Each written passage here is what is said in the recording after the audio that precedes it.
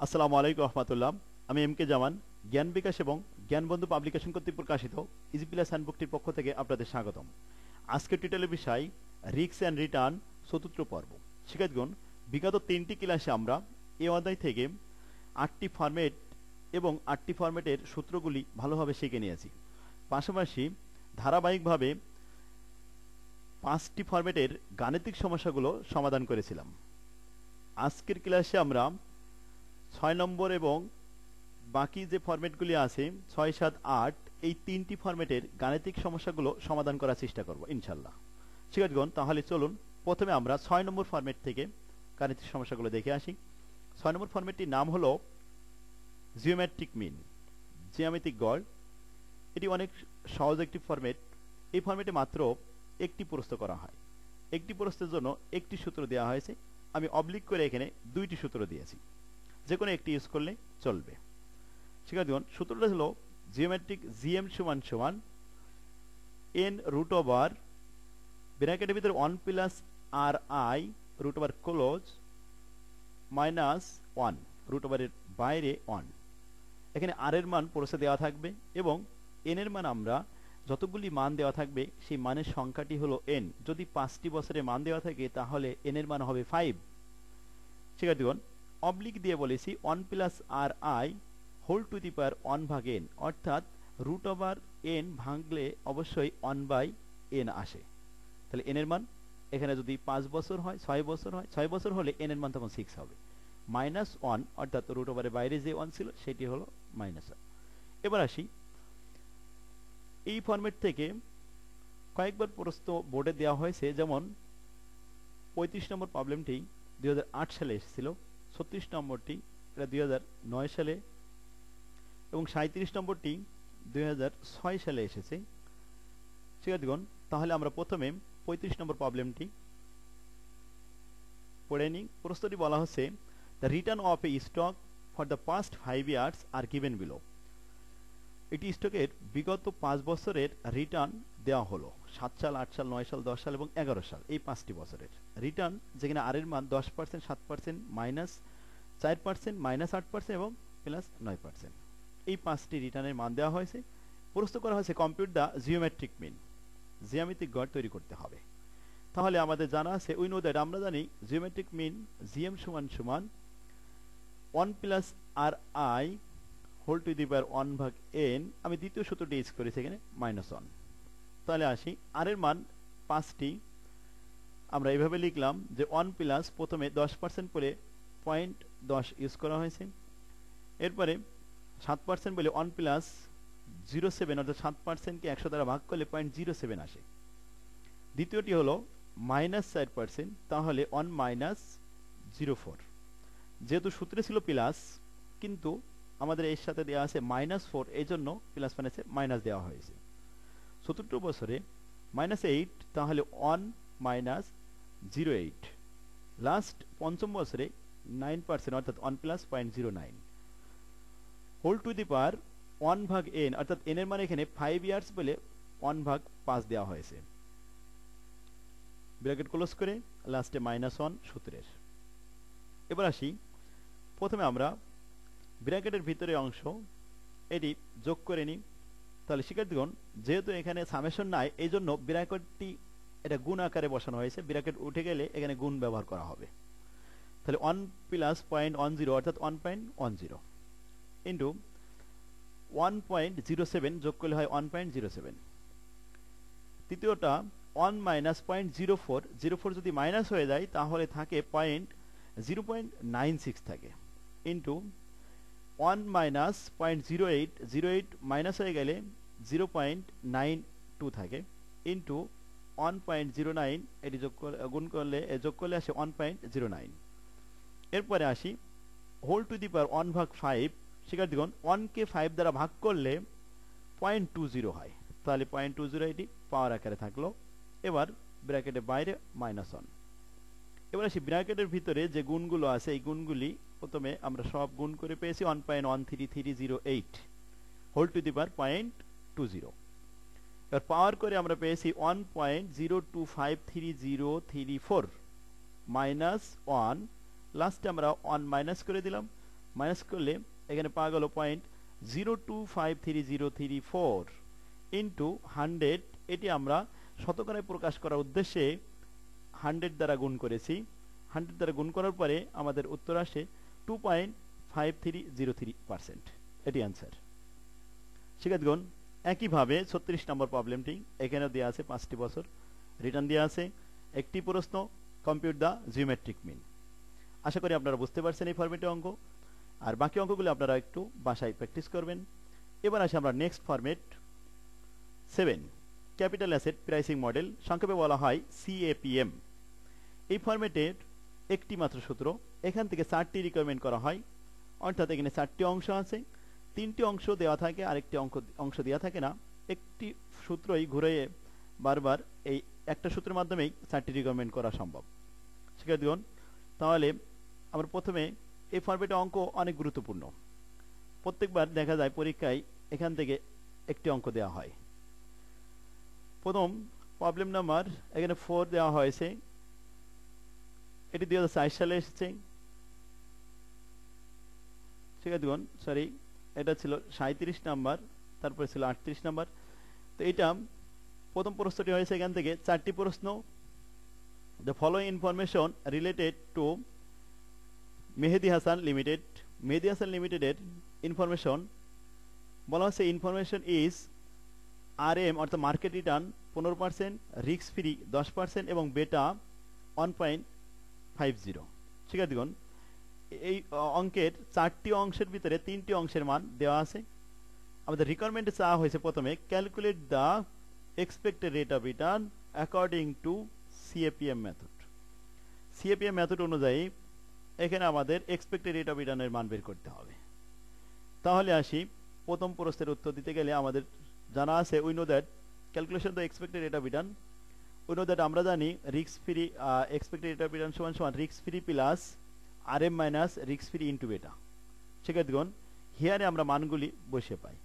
প্রথমে লিখলাম RM এর মান 15%, দেওয়া আছে প্রশ্নে 15%, রিস্ক ফ্রি 10% প্রশ্নে দেওয়া ছিল, বেটা 1.50 এটি প্রশ্ন থেকে নিয়ে আসা হলো, এক্সপেক্টেড রেট অফ রিটার্ন এটি হট, এটি আমাদের বের করতে হবে। তাহলে সূত্রে আমরা মানগুলো বসে পাই রিস্ক ফ্রি 10%, ব্র্যাকেটের ভিতরে market return 15%, risk free 10% into বেটা হলো 1.50। এবার প্রথমে ফার্স্ট ব্র্যাকেটের কাজটি আগে করতে হবে। তাহলে 10% প্লাস এর ভিতরে 15 থেকে 10 চলে গেলে থাকে 5 ইন্টু বাইরে ছিল 1.50, এটা গুণ করা হলো। তাহলে গুণের কাজ, পরে গুণের কাজটি করলাম, 5 এর সাথে 1.5 গুণ করলে আসে 7.50, 10 এর সাথে 7.5 যোগ করলে আসে 17.50। এটি হলো অ্যান্সার, অতএব 17.50% এটি অ্যান্সার। শিক্ষার্থীগণ, দ্বিতীয় প্রশ্নটি করা হচ্ছে calculate the market return according to CAPM। তাহলে RM এর মান বের করতে হবে। আমরা একই সূত্রের দ্বারা মার্কেট রিটার্ন বের করতে পারবো। Calculation of the market return, RM এর মান hot, expected rate of return সেখানে 15% এবং রিস্ক ফ্রি 10%, বেটা 1.5, RM এখানে হট। এবার আসি, এক্সপেক্টেড এর মান 15% বসিয়ে দিলাম, রিস্ক ফ্রি 10% সাপ্লাই দেওয়া আছে, RM এর মান দেওয়া নেই, রিস্ক ফ্রি 10%, বেটা 1.5। ক্যালকুলেশন করে আমরা RM এর মানটি শেষ পর্যায়ে এসে আমরা পেয়েছি 13.33%, অর্থাৎ এটি হলো মার্কেট রিটার্ন। এবার আসি পরবর্তী প্রশ্ন 3 number, calculate the beta according to CAPM method. শিক্ষার্থীগণ, 3 নম্বর প্রশ্ন করা হলো ফাইন্ড আউট দ্য বেটা, বেটার মান বের করতে হবে। তাহলে সূত্র আমরা লিখলাম এক্সপেক্টেড রেট অফ রিটার্ন সমান সমান risk free plus RM minus risk free into বেটা। বেটার মান হট, আর বাকি মানগুলো দেওয়া হয়েছে প্রশ্নে। এক্সপেক্টেড রিটার্ন যেখানে 26, রিস্ক ফ্রি যেখানে 10%, RM যেখানে 16%, এরপরে বেটা হট। তাহলে আসি আমরা সূত্রে মানগুলি বসিয়ে প্রথমে লিখলাম expected rate of return 26, risk free 10, RM এর মান 16, রিস্ক ফ্রি 10, বেটা হট। ক্যালকুলেশন করে আমরা শেষ লাইনে বেটার মান পেয়েছি 2.67%, এটি অ্যান্সার। 4 নম্বর প্রশ্নটি বলা হচ্ছে calculate the risk free when according to CAPM method. Risk free বের করতে হবে, ওই একই সূত্র ব্যবহার করতে হবে। 4 নম্বর প্রশ্ন। উই নো দ্যাট আমরা জানি এক্সপেক্টেড রেট অফ রিটার্ন সমান risk free plus RF minus risk free into বেটা, কিন্তু রিস্ক ফ্রি মান দেওয়া নেই, বাকি মানগুলো দেওয়া আছে। এখানে এক্সপেক্টেড রেট অফ রিটার্ন 20%, বেটা 1.5 এবং আরএম 16% আর রিস্ক ফ্রি হট। ক্যালকুলেশন করে আমরা এই পেয়েছি রিস্ক ফ্রি 8%। শিক্ষার্থীগণ, তাহলে সিএপিএম এর আমরা দেখলাম যে মাত্র একটি সূত্রের মাধ্যমে ঘুরিয়ে ফিরে 4টি প্রশ্ন করা হয়েছে এখানে। এরপরে আসি, অনেক সময় এই 4টি অংশের মধ্যে 3টি অংশ দেওয়া থাকে, যে কোনো একটি অংশ দেওয়া থাকে না, সেটি বের করতে হয়। কিন্তু অনেক সময় দেখা যায় 2টি অংশ একসাথে দেওয়া থাকে না, বাকি 2টি অংশ দেওয়া থাকে, এবং সেই যে 2টি অংশ দেওয়া থাকে না সেখান থেকে একটি প্রশ্ন করা হয়, যে কোনো একটি বের করতে হবে। শিক্ষার্থীগণ, 4টি অংশের মধ্যে 3টি মান দেওয়া থাকলে আর একটি না দেওয়া থাকলে বের করা সহজ, কিন্তু যখন 2টি মান দেওয়া থাকে না তখন আমাদের কিছু শর্ত আছে। সেই শর্তটি অনুসরণ করে আমাদের গ্যাপ মানটা বের করতে হবে, সেটি আমরা পরবর্তী প্রবলেমে দেখব। এবার আসি 38 নম্বর প্রবলেম। এটি একটি প্রশ্ন করা হয়েছে, এখানে শুধুমাত্র এক্সপেক্টেড রেট অফ রিটার্ন বের করতে বলা হয়েছে, এটা আপনারা পারবেন। এখানে 2টি স্টক ছিল, প্রজেক্ট এ আর প্রজেক্ট বি, 2টা প্রজেক্ট ছিল। 39 নম্বর, এটি 2017 সালে অ্যাকাউন্টিং ডিপার্টমেন্টে এসেছে। এখানেও আমাদের একটি প্রশ্ন করা হয়েছে মাত্র, এক্সপেক্টেড রেট অফ রিটার্ন, বাকি 3টি মান দেওয়া ছিল প্রশ্নে, এটি বের করতে হবে। এবার আসি 40 নম্বর, এটাও আপনারা পারবেন। 41 নম্বর অঙ্কটি, এটি আমরা বলছিলাম, এই অঙ্কটি 3বার এসেছে বোর্ডে, 2004 সাল, 7 সাল এবং 11 সাল। এই অঙ্কে 2টি মান দেওয়া নেই, তাহলে শর্ত হলো যে 2টি মানের ভিতরে যদি একটি বের করতে হয় তাহলে যে কোনো পরিমাপ 2টি স্টকের পরিমাপ দেওয়া লাগবে, এবং যে মানই থাকবে না কেন 2টি করে দেওয়া লাগবে। যেমন আমরা পড়ি প্রথমে, assuming both portfolio A and B are well diversified, that expected rate of return of A 15% and expected rate of return of B 16%। শিক্ষার্থীগণ, আমরা একটি জিনিস খেয়াল করেছি, এক্সপেক্টেড রেট অফ রিটার্ন এখানে 2টি দেওয়া আছে, এখানে এর মান দেওয়া আছে, বির মান দেওয়া আছে, কিন্তু মান একটাই, শুধুমাত্র এক্সপেক্টেড রেট অফ রিটার্ন কিন্তু এখানে, কিন্তু 2টি স্টকের 2 রকম দেওয়া আছে। If the economy has only one factor and beta of A, এর বেটা দেওয়া হয়েছে 1.10, while the beta of B, বির বেটা দেওয়া হয়েছে 1.20। তাহলে একই বেটা 2টা স্টকে 2 রকম দেওয়া হয়েছে। তাহলে আমরা এই পর্যন্ত এক্সপেক্টেড রেট অফ রিটার্ন এবং বেটার মান পেয়েছি। এবার আসি, প্রশ্ন করা আছে what must be the risk free rate কত, অর্থাৎ আরএফ এর মান কত। যেখানে মার্কেট রিটার্ন দেওয়া নেই, রিস্ক ফ্রি দেওয়া নেই, অথচ প্রসেস চাওয়া হচ্ছে শুধুমাত্র রিস্ক ফ্রি বের করতে হবে। আর 2টি মান দেওয়া আছে, এক্সপেক্টেড রেট অফ রিটার্ন দেওয়া আছে, এবং এখানে আমাদের দেওয়া আছে বেটার মান, বেটা অফ এ, বেটা অফ বি। শিক্ষার্থীগণ, তাহলে আমরা প্রথমে সিএপিএম অনুযায়ী একটা সমীকরণ লিখি, একটা সূত্র লিখি। উই নো দ্যাট আমরা জানি যে এক্সপেক্টেড রেট অফ রিটার্নের সূত্র হলো risk free plus beta into RM minus risk free, এ হলো আমাদের মূল সূত্র। ফর স্টক এ এর জন্য এক্সপেক্টেড রেট অফ রিটার্নের মান দেওয়া আছে 0.15, এটি প্রথমে দেওয়া ছিল প্রশ্নপত্রে, 0.15 লেখা হলো, প্লাস এই সমান সমান রিস্ক ফ্রির মান দেওয়া নেই, প্লাস বেটার মান দেওয়া আছে 1.10 স্টক অফ এর জন্য। ব্র্যাকেটের ভিতরে আরএম এর মান দেওয়া নেই, রিস্ক ফ্রি দেওয়া নেই, এটি সমীকরণ 1 লিখে রাখলাম। দ্বিতীয় সমীকরণ হলো ফর স্টক বি, বির এক্সপেক্টেড রেট অফ রিটার্নের মান দেওয়া আছে 16%, অর্থাৎ এখানে 0.16 সমান সমান রিস্ক ফ্রি দেওয়া নেই, বেটা দেওয়া আছে 1.20, লিখলাম 1.20। ব্র্যাকেটের ভিতরে আরএম মাইনাস রিস্ক ফ্রি, এটি দেওয়া নেই, তো আমরা এটা সমীকরণ 2 লিখে রাখলাম। এবার আসি, 2টি সমীকরণ যখন পেয়েছি, এখানে অপনয়ন পদ্ধতিতে আমরা যে কোনো একটি মান, অর্থাৎ রিস্ক ফ্রি অথবা আরএম, এখান থেকে আমরা বিলুপ্ত করে দেব। তারপরে আমাদের রিস্ক ফ্রি, যেহেতু বলেছে রিস্ক ফ্রি বের করতে হবে, তাহলে আমরা এখানে সমীকরণ দেখতে পাচ্ছি যে 2 নম্বর সমীকরণটি বড় আছে, যেমন বেটা দেখা যাচ্ছে যে 2 নম্বর সমীকরণে এক্সপেক্টেড রেট অফ রিটার্নের মান দেওয়া আছে 16% এবং বেটার মান দেওয়া আছে 1.20, যেখানে 1 নম্বর সমীকরণে আছে এক্সপেক্টেড রেট অফ রিটার্ন 15 এবং বেটার মান 1.10 গুণ করা আছে। শিক্ষার্থীগণ, যেহেতু দেখা যাচ্ছে 2 নম্বর সমীকরণের মানটি বড়, সেহেতু 2 নম্বর সমীকরণ থেকে 1 নম্বর সমীকরণ বিয়োগ করে পাই আমরা। তো এখানে লেখা হয়েছে now we equation 1 less from equation 2 we get আমরা পাই। 2 নম্বর সমীকরণ থেকে 1 নম্বর সমীকরণ বিয়োগ করে আমরা ফলাফল পাই। তাহলে প্রথমে লিখলাম 2 নম্বর সমীকরণ ফর বেটা বি স্টক বি, তারপরে লিখলাম স্টক এ। ক্যালকুলেশন করে এবার আমরা লেস করব, অর্থাৎ বিয়োগ করব। বিয়োগ করতে গেলে চিহ্ন পরিবর্তন করতে হবে। তাহলে প্রথমে মাইনাস করে নিলাম, প্লাস ছিল এটা মাইনাস করে নেওয়া হলো। ঠিক আছে, এবার আসি 0.16 থেকে 0.15 মাইনাস করলে আসে 0.01 সমান সমান। এবার রিস্ক ফ্রি উপরে ছিল একটি, নিচে ছিল একটি, নিচেটা ছিল মাইনাস, উপরটা ছিল প্লাস। তাহলে রিস্ক ফ্রি এখানে কেটে নীল হয়ে গেল। প্লাস এখানে আছে 1.20 RM মাইনাস রিস্ক ফ্রি, আর নিচে আছে 1.10 RM মাইনাস রিস্ক ফ্রি। 1.20 থেকে 1.10 মাইনাস করলে এখানে আসে ফলাফল 0.10 RM মাইনাস রিস্ক ফ্রি। এবার আসি ক্যালকুলেশন করে সাইড চেঞ্জ করি।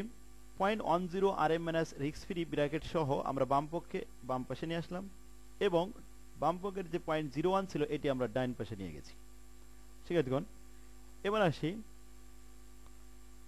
বাম পাশে যেটি গুণ থাকে সেই ডান পাশে নিয়ে ভাগ করতে হয়। যেমন RM মাইনাস রিস্ক ফ্রির সাথে 0.10 গুণ অবস্থায় আছে, তাই RM মাইনাস রিস্ক ফ্রি বাম পক্ষে রেখে 0.10 ডান পাশে নিয়ে ভাগ করেছি। 0.01 কে 0.10 দ্বারা ভাগ করলে ফলাফল আসে 0.10। তার মানে এখানে আসছে RM মাইনাস রিস্ক ফ্রি সমান 0.10। এরপরে আসি যে এই মানটি আমরা যে কোনো একটি সমীকরণে যদি বসাতে পারি, যেমন 1 নম্বর সমীকরণে যদি বসাই যে RM মাইনাস রিস্ক ফ্রির মান হলো 0.10, তাহলে আমরা এখানে রিস্ক ফ্রি পেয়ে যাব। অথবা 2 নম্বর সমীকরণে যদি বসাই তাও আমরা রিস্ক ফ্রি পাবো। যে কোনো একটি সমীকরণে বসালেই চলবে। আমরা এখানে লিখেছি putting the value of RM minus risk free in equation 1, 1 নম্বর সমীকরণে বসিয়ে উই গেট আমরা পাই। তাহলে 1 নম্বর সমীকরণ আমরা প্রথমে সূত্রটি লিখে নিলাম। এবার 1 নম্বর সমীকরণটি নিয়ে আসলাম। 15% সমান সমান রিস্ক ফ্রি প্লাস 1.10 ইন্টু ছিল RM মাইনাস রিস্ক ফ্রি, এটির মান উপরের থেকে এই ক্যালকুলেশন থেকে নিয়ে আসা হলো। RM মাইনাস রিস্ক ফ্রির মান 0.10। এবার মানটি বসিয়ে গুণ করা হলো, 0.11 আসলো। এরপরে আসি বাম পক্ষে আমাদের ছিল 0.15, তো সাইড চেঞ্জ করে আমরা নিয়ে আসলাম রিস্ক ফ্রি প্লাস 0.11 সমান সমান 0.15 সামনে দিলাম। এবার আসি রিস্ক ফ্রি সমান সমান এ পাশের 0.11 ডাইনে পাশে নিয়ে প্লাসটি মাইনাস হয়ে গেল। তাহলে 0.15 থেকে 0.11 মাইনাস করলে আসে 0.04। এটাকে শতকরায় প্রকাশ করার উদ্দেশ্যে 100 দ্বারা গুণ করা হলো, অতএব রিস্ক ফ্রির মান আসলো 4%। এটি অ্যান্সার। শিক্ষার্থীগণ, তাহলে আমরা 7 নম্বর ফরম্যাটের গাণিতিক সমস্যাগুলো দেখে আসলাম। এখানে একটি সূত্রের মাধ্যমে 4টি রিকোয়ারমেন্ট শিখলাম। বাকি অঙ্কগুলো আপনারা ইজি প্লাস হ্যান্ডবুকটি সংগ্রহ করে সেখান থেকে প্র্যাকটিস করবেন। শিক্ষার্থীগণ, এবার আসি আমরা পরবর্তী লাস্ট ফরম্যাট 8 নম্বর প্রবাবিলিটি ডিস্ট্রিবিউশন। এটি অনেক সহজ একটি ফরম্যাট। এই ফরম্যাট থেকে প্রায় অঙ্ক দেখা যায়। যেমন এক্সপেক্টেড নিট প্রেজেন্ট ভ্যালু, এখানে 3টি প্রস্ত করা হয়, 3টি প্রস্ত এবং একটি কমেন্ট চাওয়া হয়। 4টি দেওয়া হয়েছে, 3টি সূত্র দেওয়া হলো। এক্সপেক্টেড নিট প্রেজেন্ট ভ্যালু যখন বলা হবে তখন সূত্র হলো net present value I into PI, অর্থাৎ তখন প্রবাবিলিটি দেওয়া থাকবে আর net present value process supply দেওয়া থাকবে। 2 নম্বর সূত্র স্ট্যান্ডার্ড ডিভিশন। এখানে আমরা পূর্বেও স্ট্যান্ডার্ড ডিভিশন শিখেছি। রুট ওভারের ভিতরে summation NPVI minus NPV bar whole square into PI, তখন প্রবাবিলিটি প্রসেস সাপ্লাই দেওয়া থাকবে। 3 নম্বর প্রশ্ন হলো coefficient of variation CB standard division divide by NPV into 100 দিলেও চলবে, না দিলেও হবে। এবার আসি which project do you prefer and হয়, কোনটি অ্যাকসেপ্ট করব সেটা কমেন্ট করতে হবে। শিক্ষার্থীগণ, তাহলে আসি আমরা প্রথমে এখানে আমাদের ইজি প্লাস হ্যান্ডবুকের 50 নম্বর প্রবলেম। এটি 2016 সালে এসেছিল। প্রশ্নটি আমরা পড়ে নিই ভালোভাবে। প্রথমে বলা হচ্ছে ABC company limited is considering 2 mutually exclusive project X and Y। Project X cost of টাকা 3 lakh and project Y cost of টাকা 3 লক্ষ। দুইটি প্রজেক্টেরই দাম একই রকম 3 লক্ষ টাকা করে। You have been supplied with the following net present value and probability distribution for each project. প্রত্যেকটি প্রজেক্টের নিট প্রেজেন্ট ভ্যালু এবং প্রবাবিলিটি আমাদেরকে সাপ্লাই দেওয়া হলো। এখানে এস্টিমেটেড নিট প্রেজেন্ট ভ্যালু প্রথমে 30,000, 60,000, 1,20,000 এবং 1,50,000। ঠিক প্রবাবিলিটি স্পেসিফিকভাবে দেওয়া হয়েছে এক্স প্রজেক্টের জন্য এবং ওয়াই প্রজেক্টের ইনকাম নিট প্রেজেন্ট ভ্যালু প্রথমে 30, 60, 1,20,000 এবং 1,50,000 টাকা। ঠিক প্রবাবিলিটি আলাদাভাবে দেওয়া হয়েছে। শিক্ষার্থীগণ, এবার আসি, প্রশ্ন করা হচ্ছে প্রথমে compute the expected net present value project X and Y দুটোর জন্য নিট প্রেজেন্ট ভ্যালু দেখাতে হবে। দ্বিতীয় প্রশ্ন compute the risk and standard deviation, আর রিস্ক মানে স্ট্যান্ডার্ড ডিভিয়েশন, এটি দেখাতে হবে, অবলিক দেওয়া আছে। এরপরে 3 নম্বর প্রশ্ন হচ্ছে কোএফিসিয়েন্ট অফ ভেরিয়েশন। 4 নম্বর প্রশ্ন করা হয়েছে কমেন্ট করতে হবে, কনসিডার করতে হবে কোনটি ভালো কোনটি মন্দ, এটি দেখাতে হবে। এবার আসি, প্রথমে আমরা 1 নম্বর রিকোয়ারমেন্টটা তৈরি করি। শিক্ষার্থীগণ, calculation of expected net present value সূত্র আমরা পূর্বে দেখেছি। Expected net present value NPV bar সমান সমান NPV I into PI. Project X এর জন্য আমরা এই ছকে দেখেছি 4টি অ্যামাউন্ট দেওয়া আছে, 30,000, 60,000, 1,20,000 এবং 1,50,000 এবং সাথে সাথে তাদের সামনে প্রবাবিলিটি দেওয়া আছে। প্রথমটির সাথে দেওয়া আছে 0.10, 0.40, 0.40, 0.10। মানগুলি লিখলাম। প্রথমে 30,000 এর সাথে 0.10 গুণ করলাম, প্লাস 60,000 এর সাথে 0.40 গুণ করলাম, প্লাস 1,20,000 এর সাথে 0.40 গুণ করলাম, প্লাস 1,50,000 এর সাথে 0.10 গুণ করলাম। ক্যালকুলেশন করে আমরা এখানে মান পেয়েছি 3,000, 24,000, 48,000 এবং 15,000। ক্যালকুলেশন করে টোটাল যোগফল 90,000 টাকা। দ্বিতীয় প্রজেক্টে অর্থাৎ ওয়াই প্রজেক্টে এখানে ইনকাম আছে 30, 60, 1,20,000 এবং 1,50,000। প্রবাবিলিটি দেওয়া আছে 0.2, 0.3, 0.3, 0.2। তাহলে আমরা ব্র্যাকেটের ভিতরে লিখলাম 30,000 এর সাথে 0.2 গুণ করলাম এবং 60,000 এর সাথে 0.3 গুণ করলাম এবং 1,20,000 এর সাথে 0.3 গুণ করলাম এবং 1,50,000 এর সাথে 0.2 গুণ করে ক্যালকুলেশন করে আমরা যোগ করে দেখেছি এটিও 90,000 টাকা এসেছে। তাহলে এক্সপেক্টেড নিট প্রেজেন্ট ভ্যালু আমরা দুইটি প্রজেক্টের বের করতে পারলাম।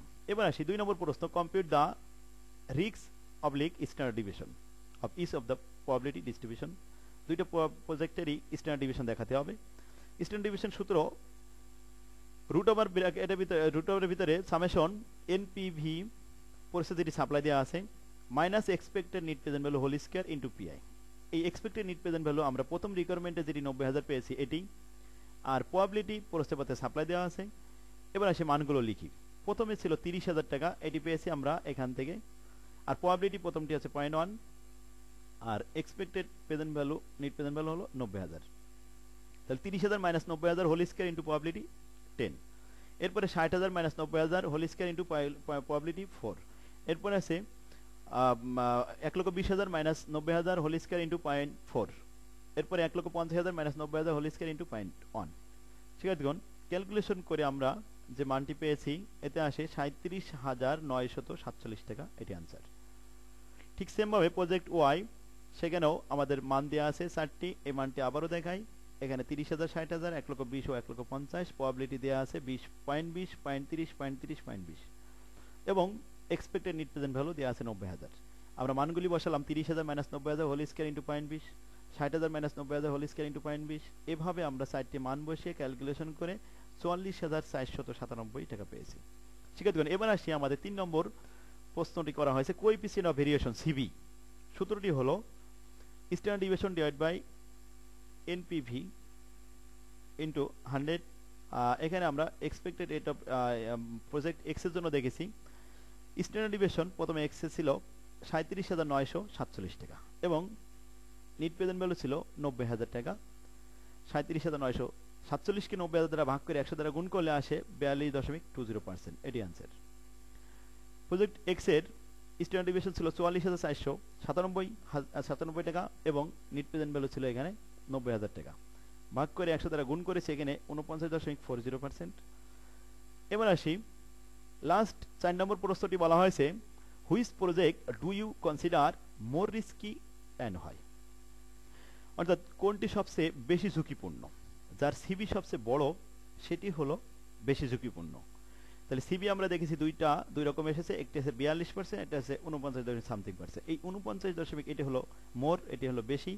তাহলে এটা আমরা কমেন্ট করতে পারি যে project Y is more risky because their CB is higher than project X, এটি হলো কমেন্ট। শিক্ষার্থীগণ, তাহলে আমরা ক্লাসের শেষ পর্যায়ে চলে এসেছি এবং আমাদের এই অধ্যায়ের যে 8টি ফরম্যাট দিয়েছিলাম 8টি ফরম্যাটের গাণিতিক সমস্যাগুলো সমাধান করেছি। আশা করেছি আপনারা প্রত্যেকটি ফরম্যাট ভালোভাবে বুঝতে পেরেছেন। আর ইজি প্লাস হ্যান্ডবুকটি সংগ্রহ করুন, সেখানে ফরম্যাট আকারে আমি বইতে অনেক সুন্দর করে সাজিয়ে দিয়েছি। আপনারা অনলাইনে ক্লাস দেখে প্রত্যেকটি ফরম্যাটের বাকি অঙ্কগুলো প্র্যাকটিস করবেন। আশা করি ইনশাল্লাহ প্রত্যেকেই খুব সহজে এই অধ্যায় অঙ্কটি আয়ত্ত করতে পারবেন। তাহলে আজকের ক্লাস আমাদের এখানে শেষ হলো। আসসালামু আলাইকুম রহমতুল্লাহ।